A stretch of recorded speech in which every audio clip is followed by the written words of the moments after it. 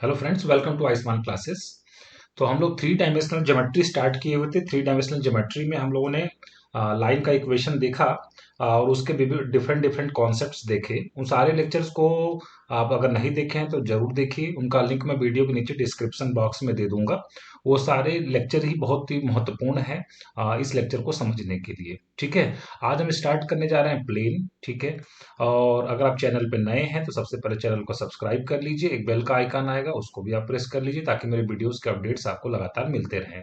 अगर आप TGT PGT का एंट्रेंस से संबंधित कोई कोर्स ज्वाइन करना चाहते हैं तो आप प्ले स्टोर से आयुष्मान क्लासेस ऐप आप डाउनलोड कर लीजिए और वहां पर रजिस्ट्रेशन करके कोर्सेज से आप जुड़ सकते हैं। ठीक है, चलिए आज का लेक्चर स्टार्ट करते हैं हम लोग। तो थ्री डायमेंशनल ज्योमेट्री में आज हमें पढ़ना है प्लेन, पढ़ना है कि प्लेन क्या होता है। ठीक है, तो सबसे पहले देखिए प्लेन होता क्या है। ठीक है, प्लेन की अगर हम लोग बात करें तो प्लेन एक ऐसा सरफेस होता है कि अगर उस पे हम कोई भी दो पॉइंट लें और उसको ज्वाइन करवाएं, ठीक है, उसको ज्वाइन करवाएं तो जो ये जो ज्वाइन होता है ना, ये जो लाइन सेगमेंट होता है कंप्लीटली अगर इस सरफेस पर लाई करे तो उसको हम लोग क्या बोलते हैं, प्लेन बोलते हैं। ठीक है, मैं फिर से रिपीट कर रहा हूँ इस डेफिनेशन को कि हमारा प्लेन क्या होता है। इस डेफिनेशन को मैं एक बार फिर से रिपीट करता हूँ।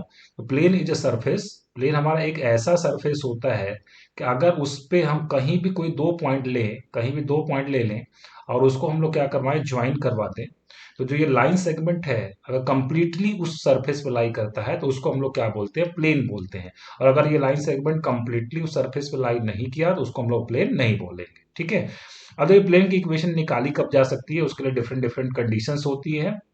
यहाँ पे हमने लिखा है कि plane is determined uniquely if any one of the following is known. अगर इन तीनों में से कोई एक भी कंडीशन अगर आपको क्वेश्चन में दिया हो तो प्लेन का इक्वेशन आसानी से निकाला जा सकता है। ठीक है, तो हमारा जो पहला कंडीशन है वो क्या है, the normal to the plane and its distance from the origin is given, that is equation of a plane in normal form. ठीक है, नॉर्मल क्या होता है, जैसे देखिए अगर ये प्लेन है और इसके परपेंडिकुलर एक ऐसी लाइन हो, इस प्लेन के परपेंडिकुलर एक लाइन ऐसी हो, मतलब कि इस प्लेन में अगर हम कोई भी लाइन खींचे हैं तो उस लाइन के ये वाली लाइन क्या होनी चाहिए, परपेंडिकुलर होनी चाहिए, तो उसको हम लोग क्या बोलते हैं, नॉर्मल बोलते हैं। तो नॉर्मल का मतलब एक एक ऐसा वेक्टर जो कि उस प्लेन के क्या हो, परपेंडिकुलर हो। उस प्लेन के परपेंडिकुलर होने का मतलब ये हुआ कि उस प्लेन में जितनी भी लाइनें हैं उन सभी लाइन के ये वाली लाइन क्या होनी चाहिए, परपेंडिकुलर होनी चाहिए। तो उसको हम लोग क्या बोलते हैं, नॉर्मल बोलते हैं। तो अगर आपको नॉर्मल दिया हो और उस प्लेन की ओरिजिन से डिस्टेंस कितनी है अगर ये गिवन हो तो हम लोग प्लेन का इक्वेशन निकाल सकते हैं। और उस समय हमें जो प्लेन का इक्वेशन मिलता है उसको हम लोग क्या बोलते हैं, equation of a plane in normal form. ठीक है, सेकंड की कंडीशन क्या है, it passes through a point and is perpendicular to a given direction. मतलब उस प्लेन पे हमको क्या मालूम होना चाहिए, एक पॉइंट मालूम होना चाहिए और ये जो प्लेन है किसी एक परपेंडिकुलर होना चाहिए टू अ गिवन डायरेक्शन। मतलब किसी एक वेक्टर की ये क्या होनी चाहिए, परपेंडिकुलर होना चाहिए। इनडायरेक्टली ये कहना चाहते हैं कि नॉर्मल आपको दिया हो और क्या दिया हो, उस पर एक पॉइंट दिया हो। पहले वाले में क्या दिया हुआ था, पहले वाले में नॉर्मल दिया हुआ था और ओरिजिन से डिस्टेंस दी हुई थी। सेकंड वाले में प्लेन पे एक पॉइंट दिया होगा और एक नॉर्मल दिया होगा, मतलब उस प्लेन के परपेंडिकुलर एक वेक्टर दिया होगा, तो हम लोग भी प्लेन का इक्वेशन निकाल सकते हैं।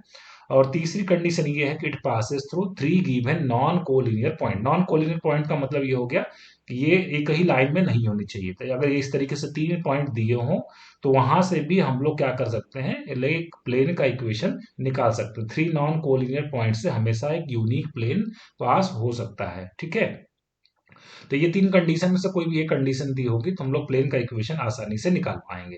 तो चलिए हम लोग सबसे पहले पहला फॉर्म देखते हैं। पहला फॉर्म हमारा क्या है, equation of a plane in normal form. ठीक है, देखिए यहाँ पे मैं एक बना देता हूँ ओरिजिन। ठीक है, यहाँ पे मैं एक ओरिजिन बना देता हूँ, मतलब x axis, y axis, z axis. ठीक है, ये हमारा ओ हो गया, this is x, this is y, this is z. और यहाँ पे सपोज एक, यहाँ पे सपोज एक प्लेन है जिसका इक्वेशन हमको क्या करना है, निकालना है। ठीक है, इस प्लेन का इक्वेशन हमको निकालना है। अगर गिवन क्या है, एक कंडीशन इसमें क्या गिवन है कि ओरिजिन से जो इसकी परपेंडिकुलर डिस्टेंस है वो कितनी है, डी है। ओरिजिन से इसकी परपेंडिकुलर डिस्टेंस कितनी है, डी है। ठीक है, अब देखिए ये जो परपेंडिकुलर का मतलब ये हो गया, जो ये ओ एन लाइन मैंने खींचा, ये क्या है, नॉर्मल का काम करेगा, नॉर्मल का काम करेगा क्योंकि ओ एन हमेशा इस प्लेन के क्या होगा, परपेंडिकुलर होगा। ठीक है ना, तो ये एक तरीके का नॉर्मल का काम करेगा। ठीक है, मैं मान लेता हूं कि ओ एन के डायरेक्शन में जो यूनिट वेक्टर है वो कितना है, एन कैप है। ठीक है, जिसको हम लोग क्या बोलेंगे, unit normal vector. N cap को हमेशा हम लोग क्या बोलेंगे, unit normal vector, unit normal vector, unit normal vector. Unit इसलिए बोल रहे हैं क्योंकि इसका मैग्नीट्यूड कितना, 1 है। यूनिट नॉर्मल वेक्टर इसलिए बोल रहे हैं कि नॉर्मल के डायरेक्शन में ये एक यूनिट वेक्टर, इसलिए इसको हम लोग यूनिट नॉर्मल वेक्टर बोलेंगे।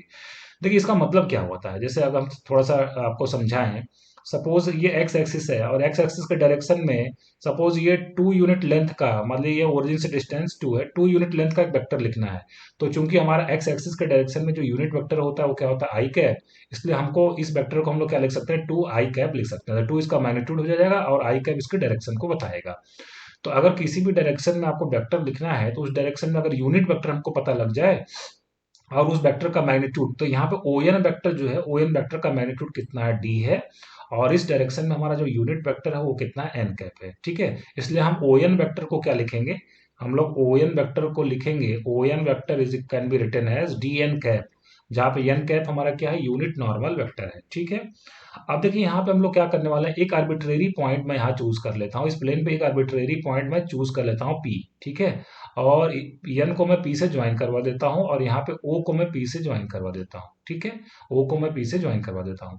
पी आर्बिट्रेरी पॉइंट है, हमेशा ध्यान रखिएगा थ्रू आउट द प्लेन हम लोग आर्बिट्रेरी पॉइंट अगर कोई लेना हुआ तो उसके पोजीशन वेक्टर को हम लोग क्या लिखेंगे, आर लिखेंगे। पोजीशन वेक्टर तो आप समझते ही हैं, किसी भी पॉइंट को अगर हम ओरिजिन से ज्वाइन करवा दें, ठीक है, किसी भी पॉइंट को अगर हम लोग किससे ज्वाइन करवाते हैं, ओरिजिन से ज्वाइन करवाते हैं, जो वेक्टर बनता है उसको हम लोग क्या लिखते हैं, उस पॉइंट का पोजीशन वेक्टर बोलते हैं।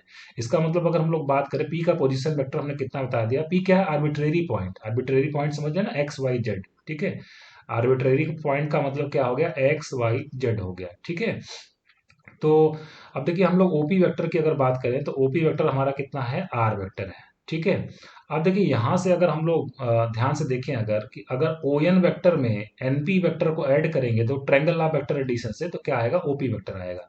मैं यहाँ पे लिखता हूं कि अगर मैं ओ एन वेक्टर में, ठीक है, ओ एन वेक्टर इस तरीके से है, ठीक, फिर इसके हेड पे इसका टेल रखा इस तरीके से, एन पी वेक्टर है। ठीक है ना, यहाँ पे एन है, यहाँ पे क्या है, पी है, ये क्या है, ओ है। तो ओ एन वेक्टर में एनपी वेक्टर को ऐड करेंगे तो कौन सा वेक्टर हमको मिलता है, ओपी वेक्टर मिलता है। इसको हम लोग क्या बोलते हैं, triangle law vector addition. O N plus N P is equal to क्या लिखेंगे, ओपी वेक्टर। ठीक है, ओके। तो यहां से देखिए अगर हम लोग बात करें कि ओ एन वेक्टर अगर हमको लिखना है, ओ एन वेक्टर तो वो कितना है हमारा, डी एन कैप है, डी एन कैप, और प्लस प्लस एनपी वेक्टर की अगर हम लोग बात करें, ठीक है, एनपी वेक्टर की अगर हम लोग बात करें तो एनपी वेक्टर को एनपी वेक्टर रहने देते हैं, और जो ओपी वेक्टर है वो कितना आपने कहा है, आर बोला है। तो यहां से देखिए हमको जो एनपी वेक्टर मिलेगा वो कितना मिलेगा, NP vector is equal to r minus D N cap, r minus D N cap. ठीक है, अब देखिए, अब अगर हम लोग यहां से बात करें, अगर इस फिगर में आप ध्यान से देख पाए तो जो ये एनपी वेक्टर है, एनपी वेक्टर और ये जो ओ एन वेक्टर है, एनपी वेक्टर, एनपी वेक्टर तो कंप्लीटली कहाँ लाई करता है, प्लेन में लाई करता है। और ओ एन क्या है, उसका नॉर्मल वेक्टर है। नॉर्मल वेक्टर मतलब उसका क्या होगा, परपेंडिकुलर होगा। और अगर जब दो वेक्टर परपेंडिकुलर होते हैं तो उनका डॉट प्रोडक्ट कितना होता है, जीरो होता है। तो यहाँ पे एनपी वेक्टर में अगर मैं ओ एन वेक्टर का डॉट प्रोडक्ट लूँ तो आंसर कितना आएगा, जीरो आएगा। अभी एनपी वेक्टर को आपने लिखा क्या था, एनपी वेक्टर को आपने लिखा था r minus D N cap, r minus D N cap. और ओ एन वेक्टर को आपने क्या बताया था, यहां से देखिए ओ एन वेक्टर को आपने क्या बताया था, डी एन कैप बताया था। ठीक है, इज इक्वल टू जीरो। चूंकि डी हमारा नॉन जीरो क्वांटिटी है तो दोनों साइड में हम डी से डिवाइड कर देते हैं, तो हमारे पास क्या बचेगा, ये डी को हम लोग दोनों तरफ डिवाइड कर देते हैं। ठीक है, दोनों तरफ डी से डिवाइड कर दिया। डॉट प्रोडक्ट में अगर कोई कांस्टेंट है तो कांस्टेंट बाहर आ जाता है, उस कांस्टेंट को बाहर, मतलब डी यहाँ से बाहर आ जाएगा और डी से हम दोनों तरफ डिवाइड कर देंगे, तो हमारे पास क्या बचेगा, r minus D N cap dot N cap, ठीक है, इज इक्वल टू कितना हो जाएगा, जीरो हो जाएगा। अब इसका डॉट प्रोडक्ट भीतर करें अगर तो क्या हो जाएगा, R dot N cap minus D N cap dot N cap is equal to zero. और N cap dot N cap कितना आएगा, वन, क्योंकि किसी भी यूनिट वेक्टर का यूनिट वेक्टर के साथ डॉट प्रोडक्ट लिया जाता है तो आंसर कितना आता है, वन आता है। किसी भी यूनिट वेक्टर का उसी सेम यूनिट वेक्टर से डॉट प्रोडक्ट अगर हम लोग लें तो आंसर कितना आता है, वन आता है। N cap dot N cap कितना आएगा, वन आएगा। N cap dot N cap ये कितना हो जाएगा, वन हो जाएगा। तो यहाँ से कितना मिल जाएगा हमको, r dot N cap is equal to D. ये आ गया हमारे प्लेन का इक्वेशन, किस फॉर्म में, नॉर्मल फॉर्म में। ठीक है, अब यहाँ पे देखिए इसमें जो टर्म है क्या क्या है, आर क्या है, उस प्लेन पे लाई करने वाले किसी भी आर्बिट्रेरी पॉइंट का पोजीशन वेक्टर। एन कैप क्या है, उस प्लेन के पर उस प्लेन के नॉर्मल के अलोंग क्या है, यूनिट वेक्टर, मतलब उस प्लेन के परपेंडिकुलर यूनिट वेक्टर है, और डी क्या है, उस प्लेन की ओरिजिन से डिस्टेंस है। तो इसको तो हमने वेक्टर फॉर्म में निकाला है। अब हम इसी चीज को कार्टेशियन फॉर्म में बदलेंगे, ठीक है। इसी चीज को हम लोग क्या लिखेंगे, कार्टेशियन फॉर्म में लिखेंगे, Cartesian form, Cartesian Cartesian form इसका हम डिराइव करेंगे, ठीक है। कि किसी भी जब भी हम लोग प्लेन की इक्वेशन की अगर बात करेंगे तो उसको हम लोग दो तरीके से डिराइव करेंगे, है ना। जैसा कि आपने उसमें भी देखा था, लाइन में भी देखा था, कि हम लोग हमेशा किस में लिखते थे, कार्टेशियन फॉर्म में और वेक्टर फॉर्म में फार्मूले को डिराइव करते थे, ठीक है। तो देखिए, अगर हम लोग बात करें कि अब उसी चीज को, जैसे आर क्या था, आर था हमारा पोजीशन वेक्टर, आर हमारा क्या था, पोजीशन वेक्टर, किसका किसका, आर्बिट्रेरी पॉइंट का, ठीक है। उस प्लेन पे उस प्लेन पे एक आर्बिट्रेरी पॉइंट था, ठीक, पी, ओके। और उसका पोजीशन, उसके कोऑर्डिनेट को अगर हम कार्टेशियन में लिखेंगे तो क्या लिखेंगे, एक्स वाई जेड, ठीक है ना। तो आर वेक्टर क्या बनेगा, x i cap plus y j cap plus z k cap, ठीक है। और जो unit vector, unit normal vector को हमेशा हम लोग कैसे लिखेंगे, एल आई कैप प्लस एम जे कैप प्लस एन के कैप। इससे क्या फायदा होगा, ये जो एल एम एन है, ये क्या है, डायरेक्शन कोसाइंस है। डायरेक्शन कोसाइंस क्या होता है, ये सब प्रीवियस लेक्चर्स में मैंने इसको डिटेल में पढ़ाया हुआ है, उसको आप जरूर देखिए, तो आपको डायरेक्शन कोसाइन, डायरेक्शन रेशियो बहुत अच्छे से चीजें समझ में आ जाएंगी। तो एन कैप हमारा क्या है, यूनिट नॉर्मल वेक्टर है, और यल एम एन उस नॉर्मल के क्या है, डायरेक्शन कोसाइंस है। और आपको मालूम है डायरेक्शन कोसाइंस में क्या रिलेशन होता है, l square plus m square plus n square is equal to 1। मतलब इस वेक्टर का अगर हम लोग क्या निकालें, इस वेक्टर का मैग्नीट्यूड निकालने जाएंगे तो निश्चित रूप से 1 आएगा, ठीक है। तभी तो ये यूनिट वेक्टर है, हम लोग बोल ही रहे हैं कि यूनिट वेक्टर है, यूनिट नॉर्मल वेक्टर, नॉर्मल के अलग यूनिट वेक्टर है, तो इसको हम लोग इस तरीके से रिप्रेजेंट करेंगे। अब जो हमारा वेक्टर फॉर्म आया था वो क्या आया था, वेक्टर फॉर्म हमारा आया था r dot N cap is equal to d. इसमें अगर हम लोग वैल्यूज को पुट कर दें, x i cap plus y j cap plus z k cap, ठीक है, डॉट डॉट एन कैप को आपने क्या लिखा, एल आई कैप प्लस एम जे कैप, प्लस एन के cap, dot is equal to कितना हो गया, डी। डॉट प्रोडक्ट आपको मालूम है कैसे दिया जाता है, आई के कंपोनेंट को आई के साथ मल्टीप्लाई कर देते हैं, प्लस जे के कंपोनेंट को जे के साथ, और के कंपोनेंट को के साथ। तो यहाँ पे कितना मिल जाएगा हमको, l x plus M Y plus N Z is equal to D. ये हमारा आ गया प्लेन का इक्वेशन नॉर्मल फॉर्म में, ठीक है। और ये कौन सा हमारा ट्रीटमेंट है, कार्टेशियन ट्रीटमेंट, ठीक है ना। मतलब वेक्टर फॉर्म में एक तो हमने निकाला, अब हमने किस में इसको निकाला, कार्टेशियन फॉर्म में निकाला हमने, ठीक है। अब इसमें सिंबल्स को आप अच्छे से समझ लीजिए। देखिए, क्वेश्चन में आपको क्या गिवन होगा, क्वेश्चन में आपको नॉर्मल वेक्टर गिवन होगा, ठीक है। क्वेश्चन में आपको क्या गिवन होगा, नॉर्मल वेक्टर गिवन होगा, ठीक है। तो नॉर्मल वेक्टर मान लीजिए आपको इस तरीके से दिया हो, अगर suppose 3i cap plus 2j cap plus 5k cap, मान लीजिए इस तरीके से दिया हुआ है। तो ये नॉर्मल वेक्टर तो है, ये उन्होंने बोला ही होगा क्वेश्चन में, लेकिन ये यूनिट वेक्टर नहीं है, क्योंकि अगर यूनिट वेक्टर होता तो इसका मैग्नीट्यूड कितना आना चाहिए, 1 आना चाहिए। फिलहाल इसका मैग्नीट्यूड 1 नहीं आ रहा है। तो इसको यूनिट वेक्टर बनाने के लिए, यूनिट नॉर्मल वेक्टर बनाने के लिए इसके मैग्नीट्यूड से हम लोग क्या करते हैं, डिवाइड कर देते हैं। तो इसका मैग्नीट्यूड कितना है, अंडर रूट 3 का स्क्वायर 9, 2 का स्क्वायर 4 13, और 5 का स्क्वायर 25, ठीक है। 13 और 25 कितना आ जाएगा, 25 और 3 कितना आ जाएगा, 28, और 10 अंडर रूट 38 हो जाएगा। तो ये आ जाएगा 3/√38 आई कैप प्लस 2/√38 जे कैप प्लस 5/√38 के कैप। तो इस तरीके से हम लोग क्या निकाल लेंगे, यूनिट नॉर्मल वेक्टर निकाल लेंगे। अब ये हमारा क्या बन चुका है, एल बन चुका है, ये हमारा क्या बन चुका है, एम बन चुका है, ये क्या बन चुका है, एन बन चुका है, ठीक है ना। क्योंकि डायरेक्शन कोसाइंस जो होते हैं, डायरेक्शन कोसाइंस का स्क्वायर करके अगर ऐड करेंगे तो 1 आना चाहिए, ठीक है। तो ये डायरेक्शन कोसाइन बन चुके हैं। और क्वेश्चन में क्या दिया होगा, उसकी उस प्लेन की ओरिजिन से डिस्टेंस दी होगी, वो कहा होगा कि ओरिजिन से 10 यूनिट के डिस्टेंस पे है। उस प्लेन का इक्वेशन निकालिए जिसके लिए नॉर्मल वेक्टर ये दिया है, और वो ओरिजिन से उसकी डिस्टेंस कितनी है, 10 है, ठीक है। तो ये तो आपको क्वेश्चन में एल एम एन दिया होगा और डी दिया होगा, इतना इंफॉर्मेशन दिया होगा, तो आप आसानी से उस प्लेन का इक्वेशन आप निकाल सकते हैं, ठीक है। आइए क्वेश्चन के थ्रू हम लोग इसको समझते हैं, ठीक है। तो हमारा जो देखिए पहला क्वेश्चन है उसमें क्या कहा गया है, फर्स्ट क्वेश्चन में आपसे कहा गया है, find the vector equation of the plane which is at a distance of 6/√29 from the origin, ठीक है। ओरिजिन से उसकी डिस्टेंस कितनी है, 6/√29, मैं इसको नोट कर लेता हूँ कि ओरिजिन से उसकी डिस्टेंस कितनी है 6/√29। और क्या कहा जा रहा है, and it's normal vector from the origin is 2i cap minus 3j cap plus 4k cap. ध्यान रखिएगा नॉर्मल वेक्टर दिया हुआ, नॉर्मल यूनिट वेक्टर नहीं दिया, नॉर्मल वेक्टर दिया हुआ है। उस प्लेन के लिए नॉर्मल वेक्टर कितना हमारा है 2i cap minus 3j cap और प्लस कितना है 4k कैप। तो कहा जा रहा है कि find the vector equation of the plane, also find the Cartesian form, also find its a Cartesian form. मतलब वेक्टर फॉर्म और कार्टेशियन फॉर्म में आपको उस प्लेन का क्या निकालना है, इक्वेशन निकालना है। तो सबसे पहले वेक्टर फॉर्म तो आप जानते ही हैं, वेक्टर फॉर्म क्या होता है r.n cap is equal to D. ये हम लोग तब इस्तेमाल करते हैं जब उस प्लेन की ओरिजिन से डिस्टेंस दी हुई हो और उस प्लेन के परपेंडिकुलर एक वेक्टर दिया हो, ठीक है।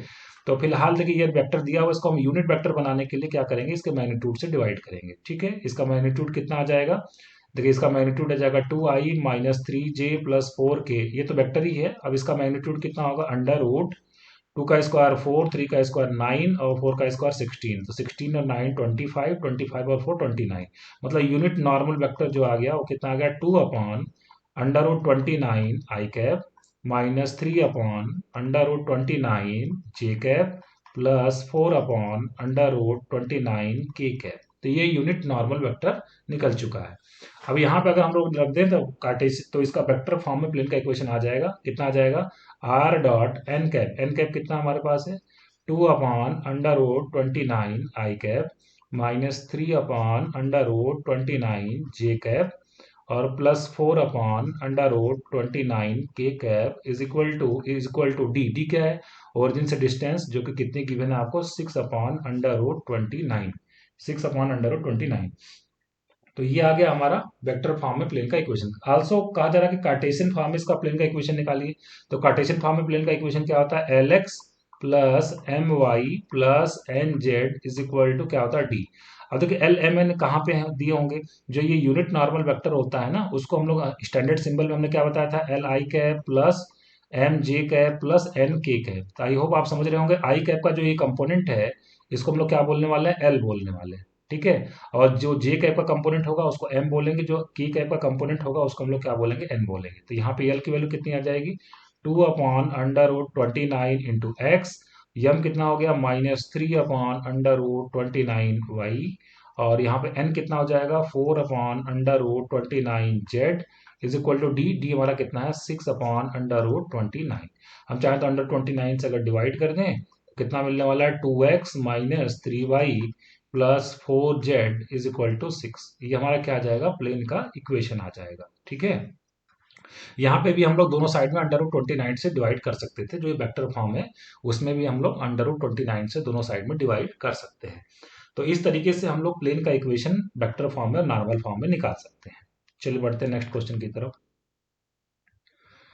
अगला देखिए हमारा क्वेश्चन ये है कि find the distance of the plane this from the origin, ठीक है। अब की बार प्लेन का इक्वेशन नहीं निकालना है बल्कि प्लेन का इक्वेशन दिया हुआ है और आपको उसकी ओरिजिन से डिस्टेंस निकालनी है, ठीक है। तो देखिए उसका तरीका क्या होगा, अगर प्लेन हमारा किस फॉर्म में लिखा होगा Lx plus M Y plus N Z is equal to D, अगर इस फॉर्म में लिखा होगा तो यहाँ पे जो ये नंबर डी लिखा होगा वही हमारी क्या होगी ओरिजिन से डिस्टेंस होती है, ठीक है।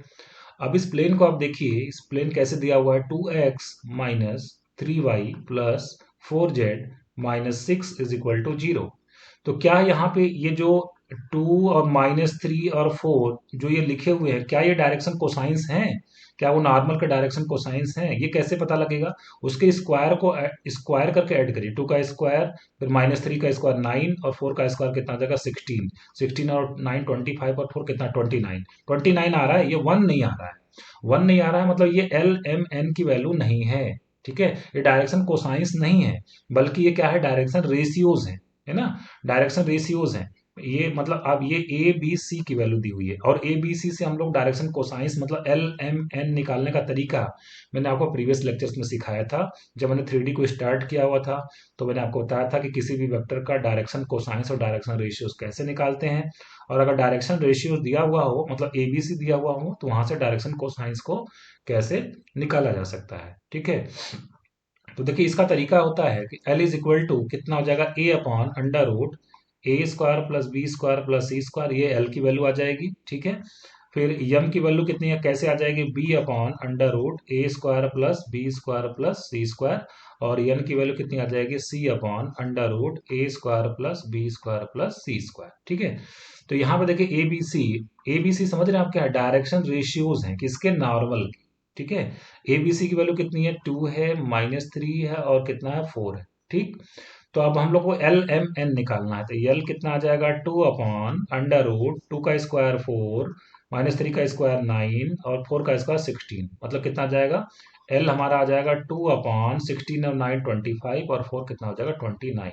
तो एल आ गया 2 अपॉन अंडर रूट 29, तो यम कितना आ जाएगा, -3 अपॉन अंडर रूट 29, और एन कितना आ जाएगा हमारा 4 अपॉन अंडर रूट 29 आ जाएगा, ठीक है। मतलब क्या हुआ इसका, इसका मतलब ये हो गया कि जो हमें प्लेन का इक्वेशन दिया हुआ है उसमें हम दोनों तरफ 2x गिवन है, 2x -3y, और कितना है 4z है, और -6 है, उसको तो मैं राइट में ले लेता हूँ। इसमें दोनों साइड में मैं डिवाइड कर देता हूँ, कितने से, अंडर रूट 29 से, under root 29, under root 29, under root 29, और यहाँ पे अंडर रूट 29। अब अगर आप ध्यान से देखेंगे ये किस फॉर्म में बन चुका है, देखिए एल, ये बन चुका है एल एक्स, है ना, प्लस ये क्या बन चुका है, एम वाई, ठीक है ना, L x plus M Y plus N Z is equal to D. ये नॉर्मल फॉर्म में आ चुका है प्लेन का इक्वेशन। शुरुआती दौर में ये नॉर्मल फॉर्म में नहीं था, इसमें हमने अंडर रूट 29 से दोनों साइड में डिवाइड करके इसको नॉर्मल फॉर्म में हमने कन्वर्ट कर लिया है। तो ये जो राइट में जो ये नंबर दिया हुआ है 6 अपॉन अंडर रूट 29, ये हमारा क्या हो जाएगा, उस प्लेन की ओरिजिन से डिस्टेंस हो जाएगी। तो हमारा फाइनल आंसर क्या हो गया, ओरिजिन से डिस्टेंस कितनी है, 6 अपॉन अंडर रूट 29 हो जाएगा, ठीक है। बढ़ते हैं नेक्स्ट क्वेश्चन की तरफ।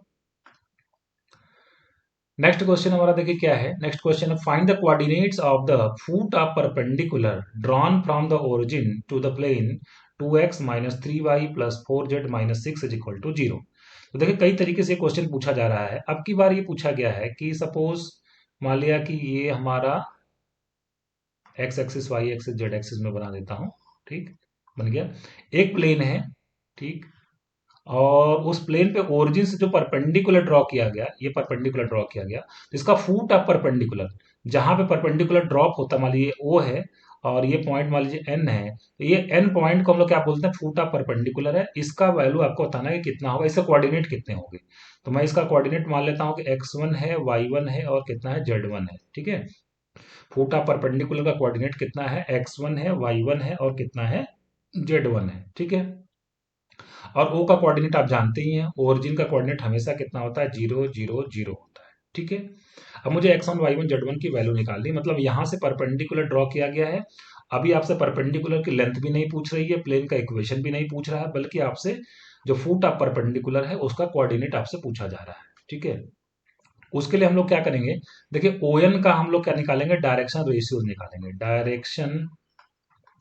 Direction ratios, direction ratios of line OP, sorry on, on line का डायरेक्शन रेशियो निकालते हैं। देखिए ये फार्मूला मैं आपको प्रीवियस लेक्चर्स में बताया था, एक बार फिर से रिकॉल करवा दूं। अगर एक लाइन पे दो पॉइंट गिवन हो, x1 y1 z1, और दूसरा पॉइंट क्या हो, x2 y2 z2 हो, ठीक है, तो इसका डायरेक्शन रेशियो निकालने का तरीका क्या होता है, x2 minus x1, y2 minus y1, और z2 माइनस z1, ये इस लाइन के क्या हो जाते हैं, डायरेक्शन रेशियोज हो जाते हैं। तो यहाँ पे डायरेक्शन रेशियोज कितना हो जाएगा, x1 minus zero, y1 minus zero, और z1 माइनस जीरो हो जाएगा। मतलब कितना हो जाएगा, x1 y1, और कितना हो जाएगा, z1 हो जाएगा, ठीक है। अब देखिए जो ये जो प्लेन आपको गिवन है, ये प्लेन का इक्वेशन जो गिवन है, इसमें जो एक्स वाई जेड के कोफिशिएंट होते हैं, चूंकि नॉर्मल फॉर्म में तो है नहीं, ठीक है ना, तो एक्स वाई जेड के आगे जो नंबर लिखे होंगे वो डायरेक्शन रेशियोज हो जाते हैं किसके, नॉर्मल के। बहुत इंपॉर्टेंट पॉइंट है, इसको आप नोट करके लिख लीजिए कि एक्स वाई जेड के जो कोफिशिएंट होंगे, ठीक है, वो क्या हो जाएंगे, नॉर्मल के डायरेक्शन रेशियोज हो जाएंगे, ठीक है। डायरेक्शन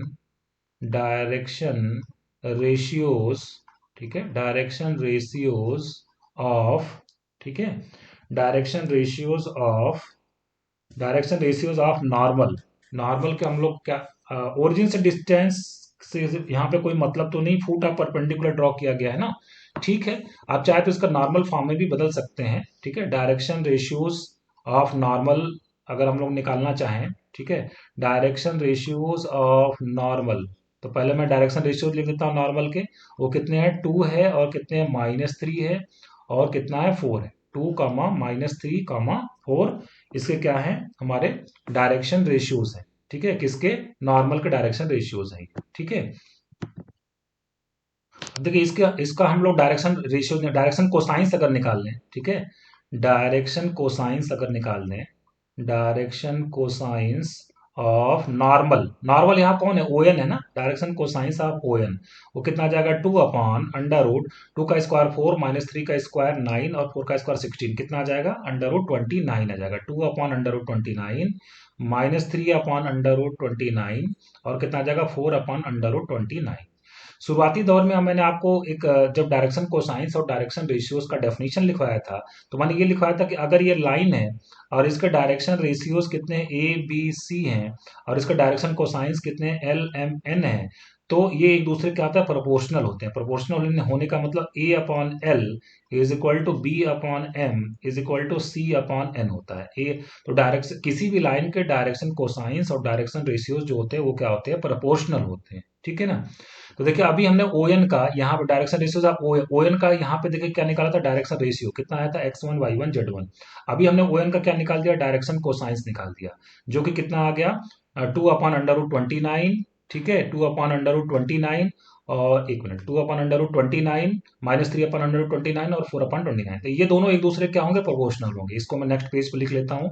तो मैं क्या लिखूंगा, x1/2/√29। x1 तो उसका क्या होगा, डायरेक्शन रेशियो, और 2/√29 उसका क्या होगा, डायरेक्शन कोसाइंस। फिर y1 अपॉन कितना हो जाएगा, -3/√29 और यहाँ पे कितना हो जाएगा, z1 अपॉन 4/√29। ठीक है, तो डायरेक्शन कोसाइंस और डायरेक्शन रेशियो एक दूसरे प्रोपोर्शनल होते हैं। मैं इसको सभी को बराबर इक्वल टू ले लेता हूँ के।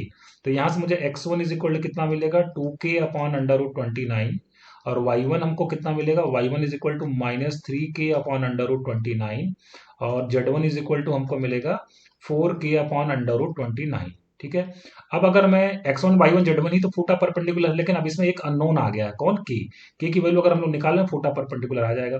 उसके लिए हम लोग क्या कहेंगे, देखिए x1 y1 z1 क्या है, उस प्लेन पे लाई करता है, तो प्लेन के इक्वेशन को क्या करेगा, सेटिस्फाई करेगा। हम लोग लिखेंगे कि since x1 y1 z1 lies on plane, which plane, lies on plane, plane का इक्वेशन आपको गिवन था 2x - 3y, 2x - 3y plus 4z -6 is equal to 0। इस प्लेन पे वो लाई करता है, तो x1 y1 z1 इसको क्या करेगा, सेटिस्फाई करेगा। मतलब हम x की जगह क्या रखेंगे, x1, y की जगह पे क्या रखेंगे, y1 और z की जगह पे क्या रखेंगे, z1 -6 इज इक्वल टू 0। कोई पॉइंट अगर किसी प्लेन पे लाई करता है तो उसको इक्वेशन को क्या करेगा, सेटिस्फाई करेगा। यहाँ पे x1 की वैल्यू अगर हम रख दें 2x1 लिखना है, मतलब कितना हो जाएगा, 4k/√29 -3y1 लिखना है, तो माइनस माइनस का इतना जाएगा प्लस, 3 3 जा कितना हो जाएगा, 9k/√29 और 4z1 का मतलब कितना हो जाएगा, 16k अपॉन कितना हो जाएगा, √29 और फिर कितना हो जाएगा, -6 इज इक्वल टू कितना हो जाएगा, 0। 9 और 4 13 और 16 29k, यहाँ से आ जाएगा 29k अपॉन √29। ठीक है, इज इक्वल टू कितना हो जाएगा, यहाँ से इज इक्वल टू हो जाएगा 6। ठीक है, इज इक्वल टू कितना हो जाएगा, 6। तो यहाँ से हमको कितना मिल जाएगा, के की वैल्यू कितनी मिल जाएगी, 6 अपॉन, के की वैल्यू कितनी मिल जाएगी, 6/√29 हमको के की वैल्यू मिल जाएगी। ठीक है, तो के की वैल्यू अगर हम लोग यहाँ पे रख दें तो x1 y1 z1 आ जाएगा, फूटा परपेंडिकुलर हमारा आ जाएगा। तो हम आंसर फाइनल लिखने जा रहे हैं, फूटा परपेंडिकुलर, जो कि कितना था हमारा, x1 y1 z1 था। अब x1 y1 z1 की वैल्यू के को रखने के बाद यहाँ पर 2k है, तो कितना आ जाएगा, 12/√29, पहला कोऑर्डिनेट आ चुका है। अगला कितना आ जाएगा, -18/√29 और नेक्स्ट वाला क्या आएगा, 24/24 तो ये हमारे क्या आ जाएंगे, फूटा परपेंडिकुलर आ जाएंगे। ठीक है, तो इस तरीके से आज हमने आपको एक फॉर्म प्लेन का पढ़ा दिया। प्लेन का पहला फॉर्म जो हम लोगों ने पढ़ा वो क्या है, नॉर्मल फॉर्म। और नॉर्मल फॉर्म में बेसिकली जो है 3 तरीके के क्वेश्चन आपसे पूछे जा सकते हैं। पहला तो ये होगा कि अगर नॉर्मल दिया होगा, ठीक है, और ओरिजिन से डिस्टेंस दी होगी, तो आपको क्या निकालना होगा, प्लेन का इक्वेशन निकालना होगा। दूसरा, प्लेन का इक्वेशन दे दिया जाए तो आपसे पूछ लिया जाए कि ओरिजिन से उसकी डिस्टेंस कितनी है। और जो तीसरा क्वेश्चन आपसे पूछा जा सकता है वो ये पूछ सकता है जो हमने अभी लास्ट में किया कि फुट ऑफ द परपेंडिकुलर निकालने के लिए, ठीक है। Coordinates of the foot of the perpendicular, अगर ओरिजिन से परपेंडिकुलर ड्रॉ किया गया है तो फुट ऑफ द परपेंडिकुलर कितना होगा, ये भी आपसे क्वेश्चन में पूछा जा सकता है। तो फ्रेंड्स, आज के लेक्चर को मैं यही समाप्त कर रहा हूँ। होप सो आपको चीजें पसंद आई होंगी। आगे इसके आगे की चीजें हम लोग नेक्स्ट लेक्चर में कवर करेंगे। Thank you very much.